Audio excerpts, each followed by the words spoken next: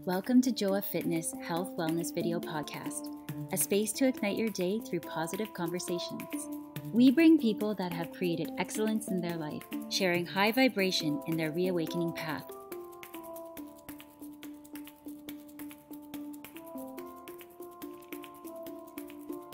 Hello everybody, so today is Monday, so I hope everybody is having a great beginning of the month. It's actually April 1st, so welcome to my podcast, and today we are talking with Dr. Shirley Mirpuri, and she's now in Singapore. Here on April 1st is the end of, it's April 1st there or April 2nd? April 1st. April 1st, Yeah, so it's just the end of the day, the first day of April.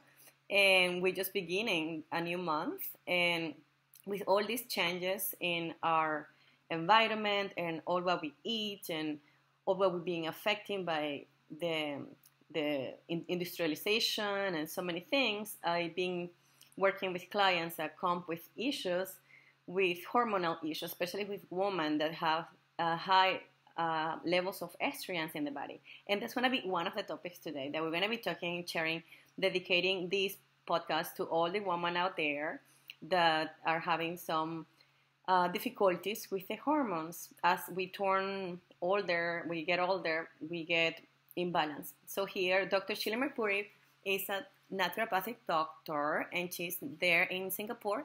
She's treating many patients, many of my clients, and helping me to understand what's happening with their bodies. So, Shirley, how are you today?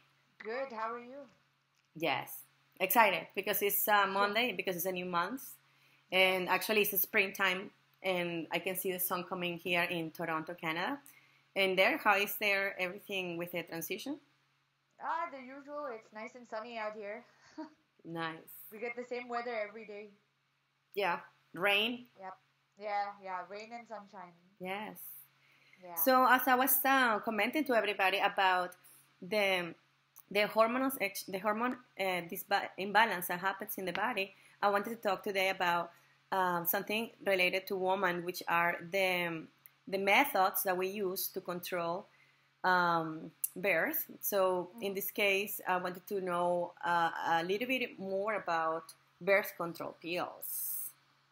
Oh, yeah, sure. So there's different forms of contraceptives. So one is obviously the birth control pills. There's so many different brands out there. And there's also IUD devices that basically, there's hormonal implants basically that you can put in the uterus to help prevent getting pregnant. So such as the Mirena, for example. And there's also non-hormonal devices that is an IUD as well, which is a copper device. So there's a lot of different forms of birth control that you can take. There's even implants that you can get injected that last about 6 months or so, or 2 years, that you can use as well. Yeah. So lots of different types for those who either don't want to get pregnant or are kind of family planning.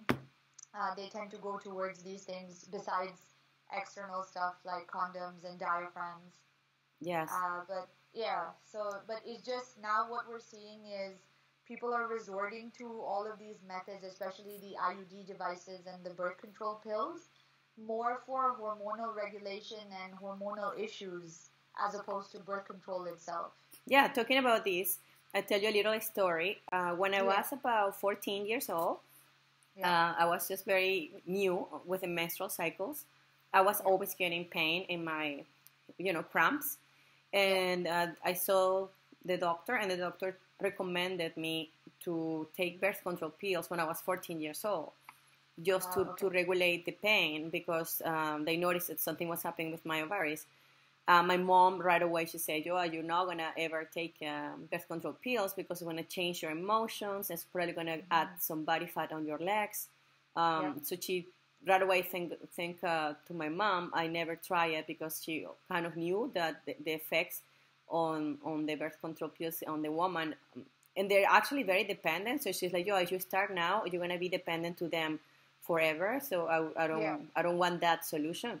So I started doing acupuncture as a solution. So my doctor just started doing acupuncture for the pain, and just having like tea, for the menstrual cramps, like hot tea and massages, peppermint oil, and that's what it helped me. But I think just some people tend to be having more pain than other people. For the birth control pills, as I was suggested when I was 14, it was being used not to control birth, but actually to regulate the cramps, which is trying to regulate the hormones, right? So what's your experience with this type of cases? Yeah, I mean, similar to yours as well. I mean, when I was a teenager, I had a lot of hormonal acne that was going on. And the first solution was, hey, let's put you on birth control pills to see how it is. So obviously, there are other options for these kind of things. And what we're noticing is, I mean, it's very normal for women, you know, during their monthly cycle, all the hormones are shifting. So during the first half of the cycle, for example, estrogen's a little higher. The second half of the cycle, progesterone's a little higher. So it's a very natural rhythm in a woman's body. And usually when things go out of balance, it's very important to understand that we have a lot of natural options for this. Mm-hmm. So, for example, people are resorting to all these birth control methods and IUD devices to help support like fibroids and endometriosis, any sort of hormonal irregularities, heavy bleeding, people who are not menstruating at all. For all these reasons, they're being put on these things. So that's why I say, or as naturopathic medicine, we have a lot of support. Yeah, so the naturopathic medicine supports not only adding, but also lifestyle, right? Not just giving a method, but also to regulate the lifestyle. Yes, it's all about diet and lifestyle. For something, you know, let's say for PMS concerns, for example, or for issues with endometriosis or fibroids, a lot of it can be correlated or related to estrogen dominance, which means that there's a relatively higher amount of estrogen in the body. Yes. So we as naturopaths or any alternative medicine, we try to figure out, okay, why is this happening in the first place? Is it that you are externally exposed to a lot of estrogens? Like plastics, for example, are the biggest contributors that help to artificially just increase estrogen. Yeah, plastics, and internally then your diet, for example, so a lot of soy products and all these things. And is in the way that your body also breaks down estrogen, your liver is the one that breaks down estrogen and excretes it. But a lot of times, you know, if there's digestive concerns and if there's reuptake of estrogens happening, that can also be harmful. If you have a relative deficiency of progesterone, that can show as estrogen excess. So how does that present in people where PMS issues, we said fibroids, endometriosis, a lot of mood swings, irritability, weight changes, sleep issues, fatigue, hair fall, loss of sex drive. There's so many different symptoms that can happen. Okay, yeah. Well, it sounds like many women that I hear, even myself sometimes. yeah, me too, yeah. Yeah, so I'm wondering, like, what specific tests you do? Just a normal estrogen test and testosterone test to see how are the levels, like blood test? Well, there's either blood tests or salivary hormones tests that we always run. But it's very important when you're testing your hormones as well to either test it on day 3 of your cycle or day 21 or 19 to 21 of a normal menstrual cycle. Okay. So 28-day menstrual cycle. And a lot of times, you know, testing your estrogen, your progesterone, your testosterone, your LH, FSH, all of this is important to check. But again, it's very important, and I tell all my patients, it's not just about your sex hormones. So if something is off, you're experiencing these symptoms, something is off with your cycle, you have to check your stress hormones as well, because they go hand in hand. Okay. For example, if you're stressed out, your hormone cortisol increases, right? That's your stress hormone. And the same building blocks make progesterone and cortisol. So when your cortisol is increased, all the attention is going towards producing cortisol. So then your progesterone, which is another female hormone, will start decreasing. Mm-hmm. And that's where you have fertility issues, your cycle will be irregular, you'll have the low libido, you'll have weight issues, a lot of anxiety and depression as well. Yes, it's amazing. Yeah. The correlation, right? The correlation of the hormones. And even the insulin can also create a spike on cortisol, which is going to create... Absolutely. Yeah, that's So what are the top 3 methods to control the cramps, let's say? Yeah, so for cramps, we always look at, things like diet. Are you having a lot of sugar? Are you having a lot of dairy products? Because these things can definitely impact PMS symptoms. Okay. And the biggest thing, I think the easiest thing that a lot of people can do at home, just to simply regulate their hormones, or even to deal with premenstrual syndrome, so the pain and everything, is to do what's called the seed cycle. Okay. So That's a good I think one. I've spoken to you about this before. Yeah. Yeah, the seed cycle. I actually tried it myself, and it helped me to recover my menstrual cycle after doing so many competitions. I really messed up my hormones, and I struggled to get back into my cycles, and I got it through that seed cycle. Do you want to remind us how is the seed cycle? Yeah, sure. So seed cycle is super easy to do. All you're doing is basically you're buying 4 seeds. You're getting flax seeds, pumpkin seeds, sunflower seeds, and white sesame seeds. So the day you menstruate is counted as day 1. So for the first 2 weeks of your menstrual cycle, so day 1 to day 14, you have 2 tablespoons of the flax seeds and the pumpkin seeds, freshly ground. Okay. And then day 15 to when you get your menses, you do 2 tablespoons of sesame seeds and sunflower seeds. And is there a specific time? In the morning is perfectly fine. You can put it in, Bliss protein balls, or you can put it on your cereal, or have it in a smoothie, however you want to take it. Yeah. So usually it takes 3 months for the seed cycle to come into effect. But people notice, if your menses are irregular, it starts to regulate it. For people who don't have a menstrual cycle, some of them even end up getting a menstrual cycle just by doing the seed cycle. So it's so simple. Yeah. Wow.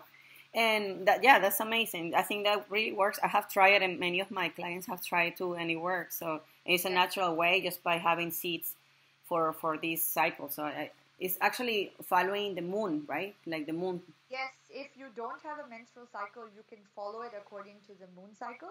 Yeah. So basically, on the new moon is counted as day 1, and full moon is counted as day 14, the day you're supposed to ovulate. Okay, yeah, So that's another way. Right, because you after 3 months you're expecting to get back into the natural cycle. Yes, so this is a pretty easy thing to do at home.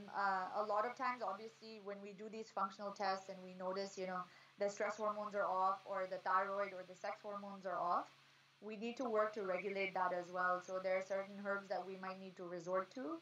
A lot of times for hormonal irregularities, we commonly resort to Vitex, which is a herb. Yes. And it really helps to balance out this ratio as well of estrogen to progesterone. So it's pretty good to use. And for the last question, if somebody is actually been taking birth control pills for a long period of time, but is actually now considering and willing to stop them, what would be the best way to stop them?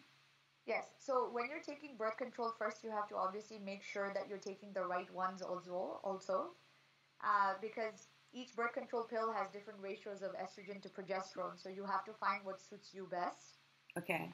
So that's when it's important to test your hormones to see what's needed. But when you're on birth control, it causes certain nutrient deficiencies like folate, B12, B6 tends to get depleted. Even certain minerals like magnesium. So especially when we're getting people off birth control pills and trying to regulate their cycle, we do a good liver detox. Okay. Because remember, your hormones are metabolized by your liver. Okay. So things like apple cider vinegar, we use milk thistle, which is a type of herb. Okay. Green juices, those are really good. And we also make sure that we're giving them these nutrients that were depleted in the first place. Okay. So it's with a nutrition pretty much. Yeah, it's all nutrition, diet, and lifestyle changes are very important. Again, sugar and dairy, the biggest things to easy peasy to cut out of your diet.